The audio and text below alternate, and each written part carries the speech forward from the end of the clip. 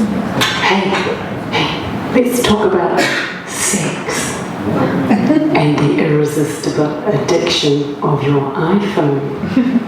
You know, teenagers, those young hormone-filled little people, well, not so little people, teenagers are having less sex than they have had for any group of teenagers in the last 30 years.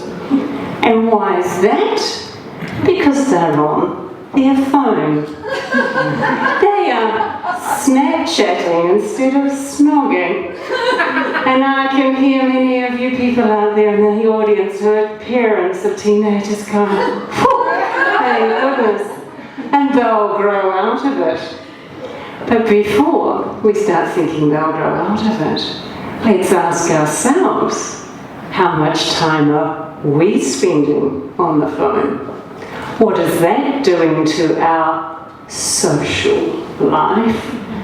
And how can we be part of the change? First question, how much time are we spending on the phones?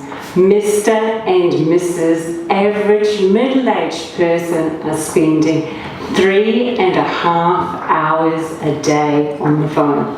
Now, times that by 7, and then you suddenly have 24.5 hours a week. But what's really interesting is when we're spending the time on the phone. 45% of people are on the phone within the 15 minutes before they go to sleep at night, and then when they wake up in the morning, that phone was 15 minutes after they wake up. So they are in fact sleeping with their smartphone, well, at least the smartphone's beside them in the bed. My second question, what is that doing to our social relationships? We're prioritising this device, this phone, above our nearest and dearest, who might be lying on the other side of the bed even. I mean, you can imagine this scene. You've all been there before. You go out to a restaurant to have time with friends. Maybe you're celebrating a big birthday. You're chatting and talking away. The waiter comes and serves the food. How come the phone? Snip, snip, snip, snap, snap, snap. Why is that? Because it's more important to show where you were to the masses out there on social media. We're all addicted to our phones because social media is designed to be addictive, with exactly the same principles that are used to keep people gambling in casinos. It's the shares and likes, it's the shares, the likes, and it's the big jackpot of perhaps your post will go viral.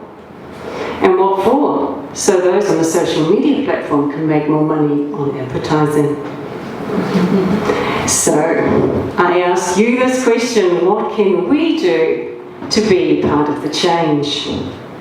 It's time we started making conscious decisions. That's about asking ourselves, is this time well spent? 3.5 hours a day, 24 hours a week? Are you advancing wisdom, knowledge in the world, becoming more knowledgeable yourself, deepening relationships? Or are you listening to gossip, looking at cat videos, and generally wasting your life away? And what will this mean for the world of the way that we have? Well, we end up with a world where we're so shallow that we can't form relationships anymore, where Twitter replaces politics, diplomacy and debate, and we can't tell the difference between fake news and reality. Or in fact, are we already there? So I say to you, rather than wasting your life away on your phone, ask yourself before you instinctively reach for that phone addictively when the next ping comes in, is this time well spent? It's better to be more, make more connection than to be connected. Thank you.